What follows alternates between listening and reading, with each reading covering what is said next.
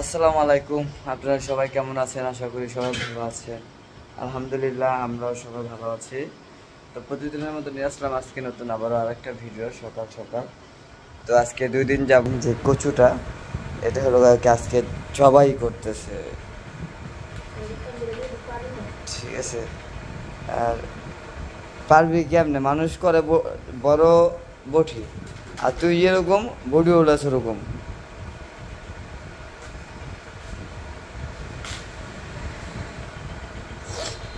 তো এই যে এই কচু হলো কচু দিয়া মা তার মেয়ের জামাই বাড়ির থেকে ইলিশ মাছ পাঠাইছে। তো ওই ইলিশ মাছ দিয়ে হলো পাক করবে। ওই তাই না কত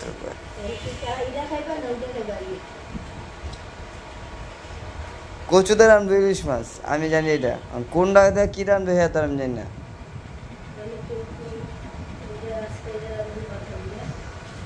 যাই হোক, এই যে ফোন দিছে একজন। তো এই যে যাই হোক, আপনাদের ভাবি হলো কোটাকাটি করুক আর মাছ বের করছে। তো ওইখানে হলো মাছ বের করে রাখছে, কোটাকাটি করুক। তো আপনারা সাথে থাকুন, আর ভিডিওটা যদি ভালো লাগে অবশ্যই চ্যানেলটিকে লাইক সাবস্ক্রাইব করে দিবেন। তো এই আমাদের এক স্টাফ ফোন দিয়েছিল কারখানার, আমি যে কারখানার কাজ করি ওই কারখানাটা। তো বললো যে ভাই একটু কারখানায় আইসেন, কথা বলবো। তো এখনও আমি কাজ ছেড়েছি মালিক মহাজনের, এখনও পর্যন্ত আমি যাই তাদের কাছে। আর তারা এখনও পর্যন্ত আমাকে ডাকে, একজন স্টাফ লাগলে আমাকে ফোন দেয় যে বিল্লাল একটা স্টাফ দিস।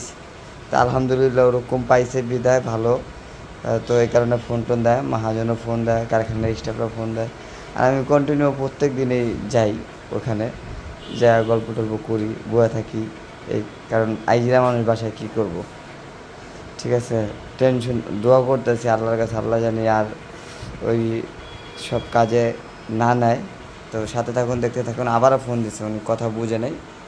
তো যাই হোক, অনেক কথাই বললাম, কথার মাঝে ভুল ত্রুটি হতে ক্ষমা দৃষ্টি দেবেন। তো যাই হোক, এই যে বাইরের থেকে চলে আসি, দেখি আপনাদের ভাবি কি কি পাক করছে। কালকের সেই বাসিটাই যেটা ফ্রিজে আমরা দেখছিলাম ডিপে ঘুরে রাখছিল ওইটা, এইখানে দেখতে দেখা যেতেছে অনেক সুন্দর করল্লা ভাজি, দেখছেন? কাঁচা কাঁচা পেঁয়াজটু সাদা সাদা, মানে অস্থির করল্লা ভাজিটা। তো কেমন লাগতেছে করল্লা ভাজিটা অবশ্যই কমেন্ট করে জানাবেন। আর এটা কি জাদুর বাক্সটা খুলি, ওরে কচুর ডাবরা দিয়ে ইলিশ মাছের মাথা মথা, এই তো। তো এটা হলো এই যে কালকে যে 3 মাথার। আর এটা কি? এটা গরুর মাংস। যাই হোক, এই যে সারা ফাতার আমার জন্য দেখেন 4 টুকরা। হ্যাঁ, গরিবের যা আছে খাওন। তো সাথে থাকুন আর ভিডিওটা দেখতে থাকুন। শারিফা এদিকে আহো।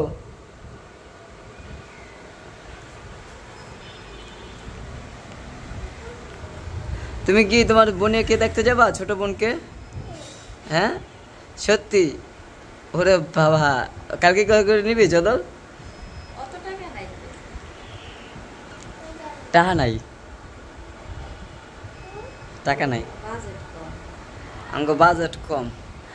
আচ্ছা, এই বাজেট নিয়ে কিছু কথা কম আপনাদের মাঝে, আগে খাওয়া দাওয়া করি তারপরে। কারণ ওই যে কমেন্ট করছেন আমাকে, হে নিয়ে কিছু কথা কমু। তো এখন খাওয়া দাওয়া করতে থাকি, হ্যাঁ আপনার সাথে থাকুন আর ভিডিওটা কন্টিনিউ মনোযোগ সহকারে দেখবেন। কি শারিফা, কি সহকারে? তুমি কি লিপস্টিক দিছ নি? ওরে বাবা রে, মায়া মানুষ নাটকি বেশি হয়। হ্যাঁ, জামাটা তো কিনছিলাম আমি, মনে হয় না তুই? এটা তোমার, এটা তোমার দাদা, বুঝছো? ওই যে সিরা ফারা না, এই কারণে, এই কারণে বুঝছো শারিফা। হ্যাঁ রাইট। এই ড্রেসটা হচ্ছে ওর বয়স যখন কয় বছর, মানে 1 বছর, 1 বছরের না জানো 2 বছর, না 2 বছর, হ্যাঁ 1.5 বছর, 1.5 বছর, 2 বছর জন্মদিনের কালা কিনছে। হ্যাঁ তো বললাম 2 বছরের জন্মদিন, 2 বছরের জন্মদিনের সময় আপু বাংলাদেশে ছিল। তখন ফার্স্ট জন্মদিন করা হয়। হ্যাঁ, তো প্রথম বছর জন্মদিনই করিনি। হ্যাঁ, প্রথম বছর তো শারিফার জন্মদিন হয় নাই, পরের বছর দুজনের দ্বিতীয় বছর হয়েছে। না, শারাফাতের প্রথম বছর হয়েছে। না কি দ্বিতীয় বছরে তো যে সময় বুঝলো চাইনিজ লিয়া যায় বাবু করলো ওই যে আজিমপুর। হ্যাঁ হ্যাঁ, ওইটাই 2 বছর, আর ওইটাই ফার্স্ট।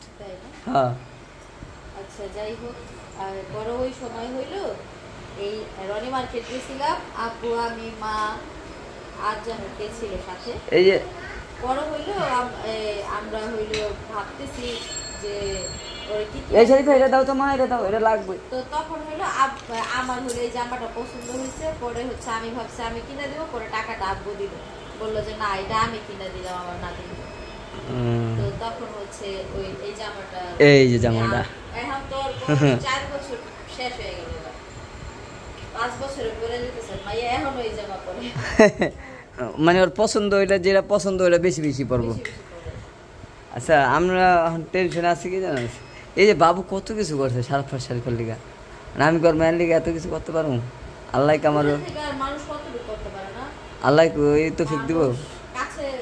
শোন, একটা কিছু দেওয়ার থেকে বেশি ইম্পর্টেন্ট হচ্ছে ভালোবাসাটা না আপা কর।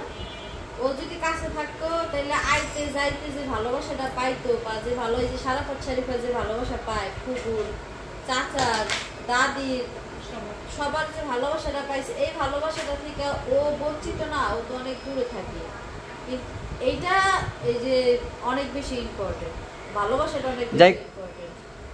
আইয়া যাইয়া খাইয়া মনে কর দাদির লগে চটকাইয়া পটকাইয়া, মানে এইটার যে একটা মজা বা এটার যে একটা সৌন্দর্য, এইটা থেকে ও বঞ্চিত হইলো, আর কিছু না। আর এছাড়া তো সবই ঠিক আছে, অবতার কোনো কিছুর কমতি নাই, টাকারও কমতি নাই, পয়সারও কমতি নাই, খাওয়ারও কোনোদিন কমতি করবো না, কাপড় চোপড়েরও কমতি করবো না।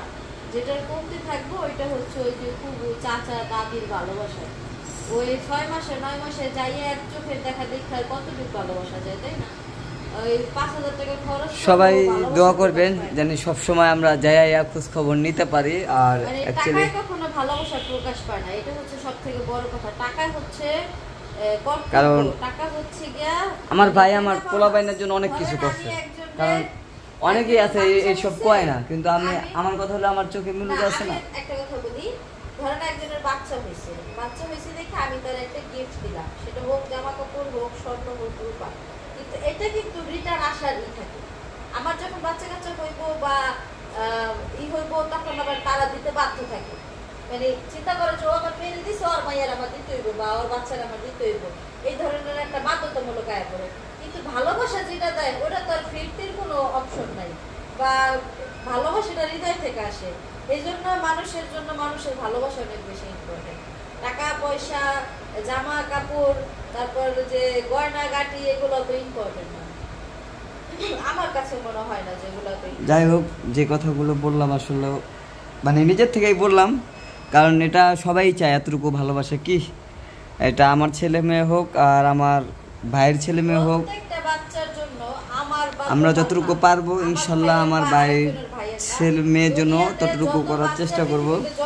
আর আমার ভাই চিন্তা করতে হইব 2টাই মেয়ে, আব্দি আছে এখানে, আবার নতুন বেবি যে হয়েছে ও আছে।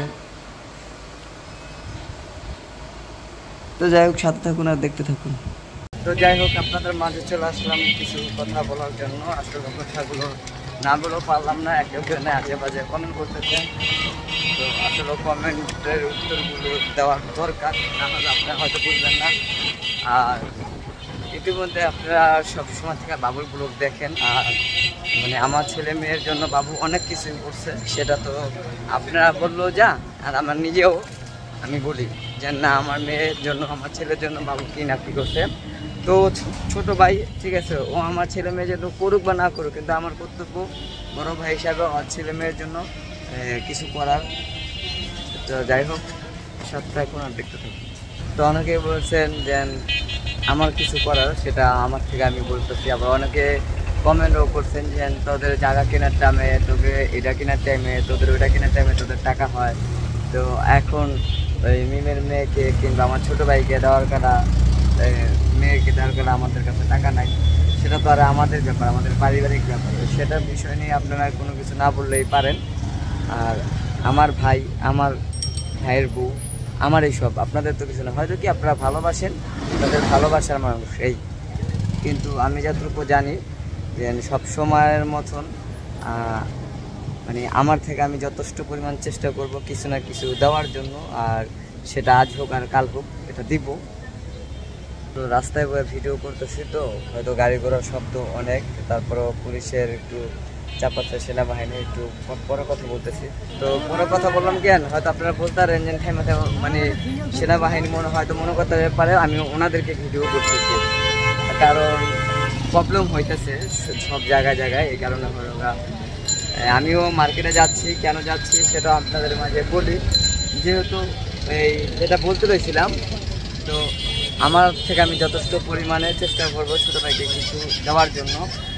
তো মার্কেটে যাচ্ছি, অবশ্যই কিছু কেনাকাটা করতে হবে টিভির জন্য।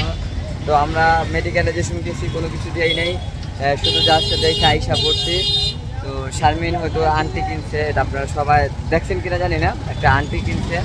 তো আমিও আন্টি স্বর্ণের জিনিস দিব, হয়তো আমার একটু লেট হবে, মাস 2-1 মতন। ইনশাল্লাহ আমিও দিব না, যেন এমন কোনো কথা না, টাকা থাকুক বা না থাকুক সেটা আমরা দিব। তো আজ হোক আর কাল হোক, গাড়ির শব্দতে আমি খালি ভিডিও বন্ধ করে রাখতেছি। আজ হোক আর কাল হোক আমিও একটা স্বর্ণের জিনিস দিব, ওটা আপনারা দেখতে পারবেন, আর আপনাদেরকে সাথে নিয়েই দিব ইনশাল্লাহ। আর এখন যাচ্ছি মার্কেটে কিছু একটা ছোটোখাটো কিছু কেনার জন্য, মানে হালকা পাতলা জামা কাপড়। এই হয়তো কি আমার জিনিসটা দিতে একটু লেট হবে, লেট বলতে কি হয়তো 1 মাসও লাগতে পারে, 2 মাসও লাগতে পারে, সেটাও আমি আপনাদের মাঝে বলে দিই। যেহেতু ভাতিজা আমি দিব, আর ইনশাল্লাহ যথেষ্ট পরিমাণে আমি আমার ভাতিজির জন্য যতটুকু পারি করব আমার সামর্থ্য অনুযায়ী।